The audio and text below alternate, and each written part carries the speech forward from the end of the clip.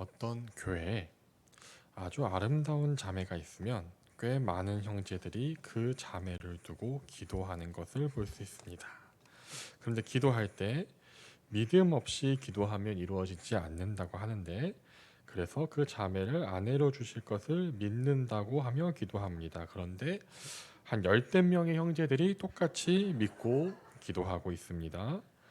네, 하나님께서는 어떻게 하면 좋을까요? 네, 아무것도 안 하시면 됩니다. 이건 잘못된 믿음이기 때문입니다.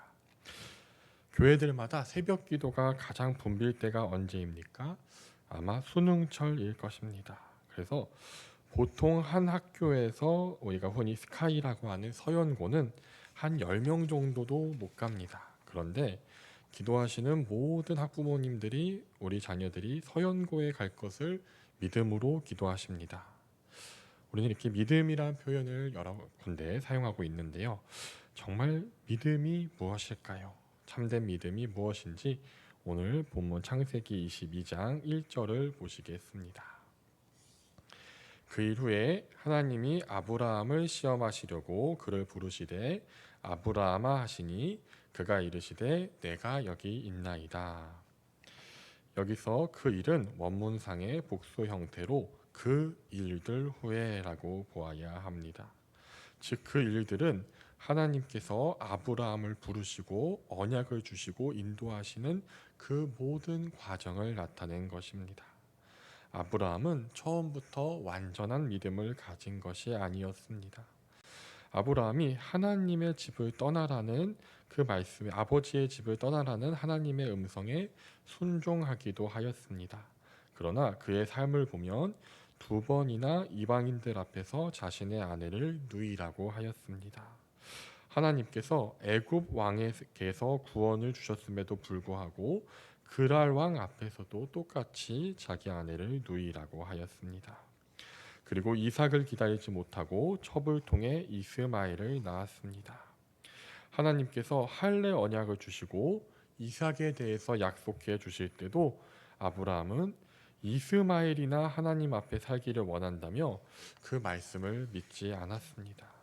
그런데 이런 아브라함이 어떻게 사랑하는 독자 이삭을 아끼지 않을 정도로 하나님을 믿게 되었을까요? 2절입니다.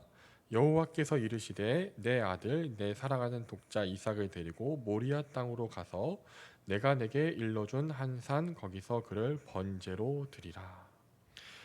하나님께서는 사랑하는 독자 이삭을 바치라고 하셨습니다. 100세 때 낳은 아이가 얼마나 사랑스러울까요? 사랑한다는 것은 대체가 불가능하다는 것입니다. 그러기에 이삭을 바치고 아들 둘 셋을 더 낳게 해주신다고 해서 이삭의 죽음이 보상되는 것은 아니었습니다. 또한 당시 가나안 땅에는 많은 인신 제사가 있었습니다. 특히 몰렉에게 자식을 바치는 것은 성경에도 여러 번 언급될 만큼 흔히 있는 일이었습니다. 아브라함은 가나안 풍습처럼 이삭을 바쳐서 무엇을 얻으려고 한 것일까요? 그런 건 아닙니다. 혹은 바치기 싫지만 하나님이 두려워서 억지로 바친 것일까요? 그것도 아닙니다.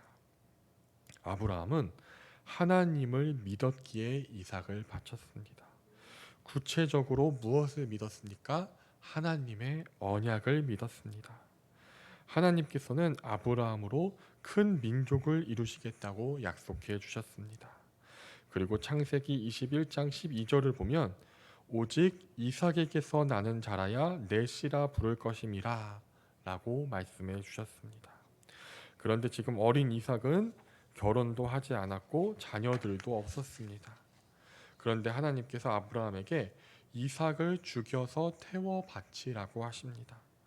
아브라함은 이 말을 듣자마자 단번에 생각했습니다. 하나님께서는 이삭을 바치면 다시 살려주시려고 하시는구나. 히브리서 11장 18절 19절 말씀입니다. 그에게 이미 말씀하시기를 내 자손이라 칭할 자는 이삭으로 말미암음이라 하셨으니 그가 하나님이 능히 이삭을 죽은 자 가운데서 다시 살리실 줄로 생각한지라. 비유컨대 그를 죽은 자 가운데서 도로 받은 것이니라. 이렇게 하나님의 언약을 믿은 아브라함은 이삭을 바치는 것에 망설임도 게으름도 없었습니다. 아침에 일찍 일어나 아들 이삭을 데리고 번제에 쓸 나무를 가지고 모리아 산을 향했습니다. 그 길은 3일이 걸렸습니다. 이 걸음이 만일 싫은데 억지로 가는 길이라면, 하나님을 향한 한치의 의심이 있었다면 멈춰서 돌아올 수 있는 시간이었습니다. 그러나 아브라함은 그 길을 급히 향하였습니다. 또한 아브라함은 종들에게 산 아래서 나귀를 지키라고 하였습니다. 만약 앞뒤 상황을 모르는 종들이 아브라함을 따라갔다가 아브라함이 이삭을 죽이는 것을 제지하려 할 수도 있기 때문입니다. 이삭이 나무짐을 지고 아브라함은 불과 칼을 들고 올라가는데 이삭은 뭔가 이상함을 느꼈습니다.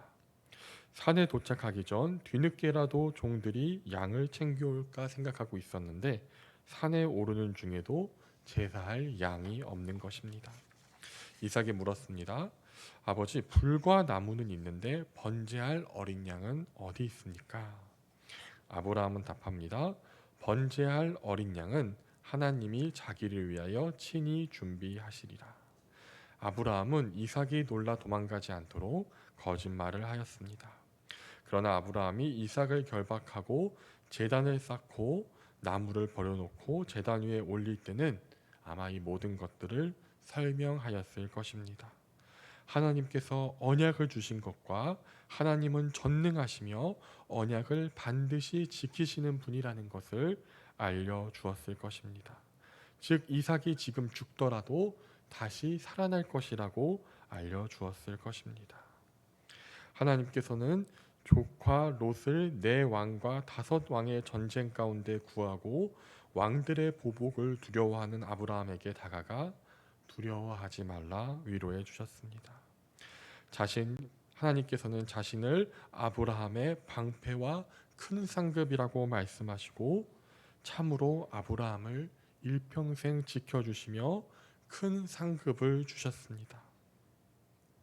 애굽 왕과 그랄 왕 앞에서 아내를 빼앗기면서도 한마디 말도 하지 못했던 아브라함에게 사라를 2번이나 되찾아 주셨습니다.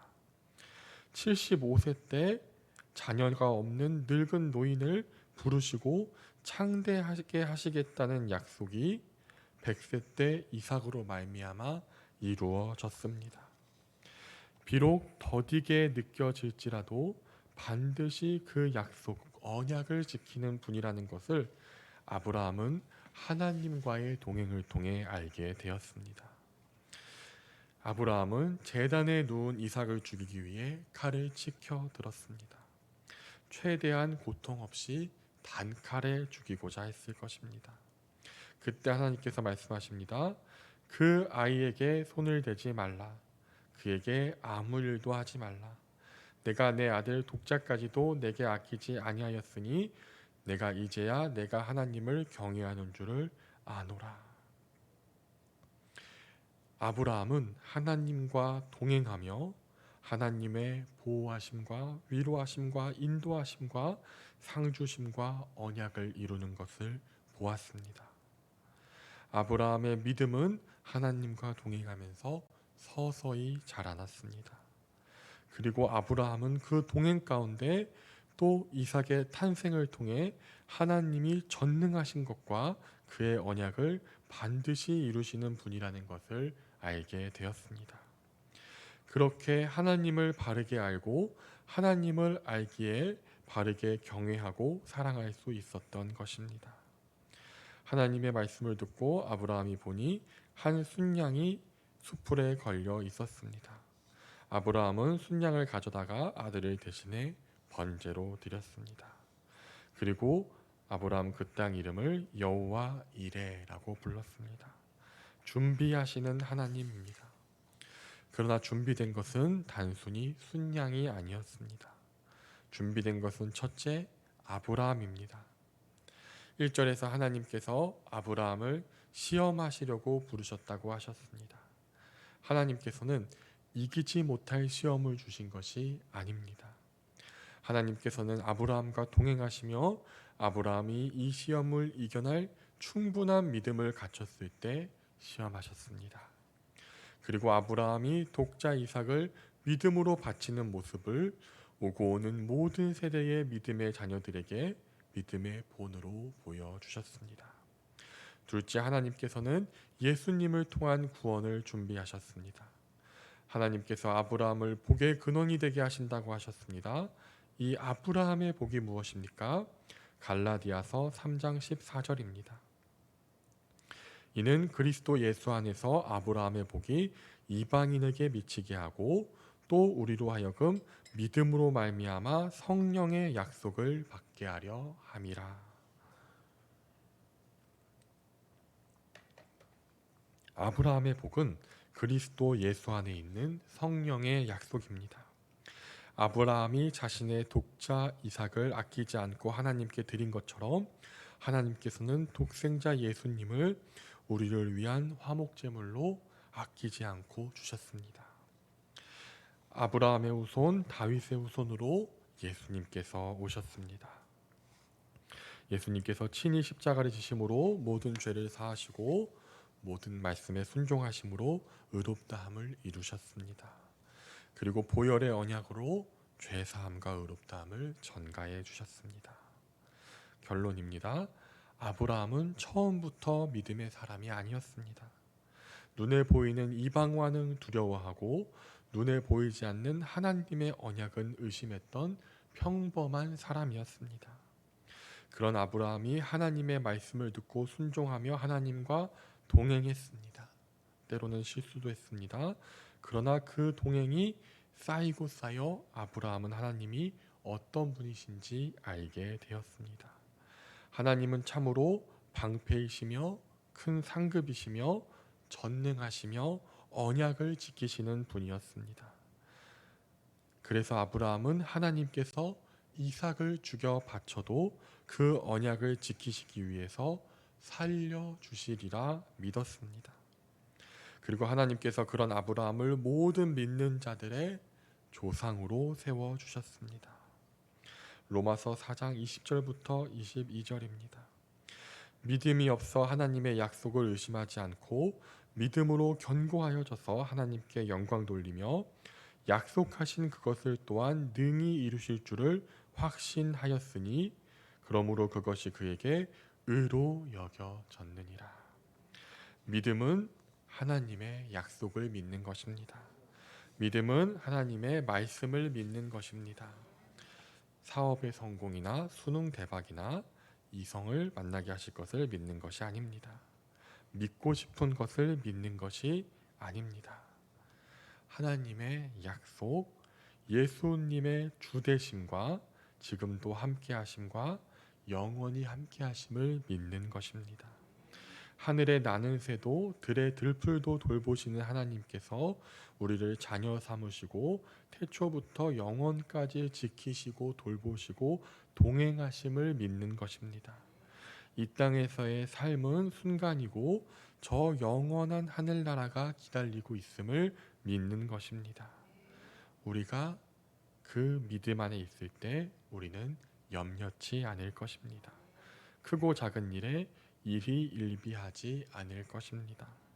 하나님의 말씀을 따라 살아가며 하나님과 동행하며 하나님을 바르게 알고 하나님을 사랑하게 된 아브라함처럼 우리도 하나님의 말씀을 따라 살며 역경이 있을 때 더욱 하나님의 말씀을 붙들고 하나님의 언약을 믿고 의지하여 하나님을 바르게 알고 알면 알수록 하나님을 더욱 사랑하게 되는 우리 모두가 되시기를 기도합니다.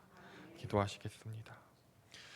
하나님 아버지 감사드립니다. 아브라함을 택하사 복의 근원을 삼아주시고 우리 창세전에 택하사 아브라함의 믿음의 후손이 되게 하심에 감사드립니다. 오직 하나님의 택하심과 은혜로 예수 그리스도 안에 있는 성령의 약속을 누리는 언약의 백성 되게 하심에 감사드립니다. 주님, 그럼에도 불구하고 우리는 주의 말씀을 믿지 않고 내가 믿고 싶은 것을 믿으며 그것을 믿음이라고 생각하며 살아왔다면 용서하여 주시고, 이제는 돌이켜 하나님의 말씀과 언약을 믿게 하시고 하나님과 동행하게 하시며 하나님의 보호하심과 구원하심과 인도하심을 체험하게 하시고 하나님을 알아가게 하시고, 하나님을 바르게 알아 하나님을 알면 할수록 더욱 사랑하고 믿고 신뢰하는 우리 모두가 되게 하여 주시옵소서. 예수님의 이름으로 기도드립니다. 아멘.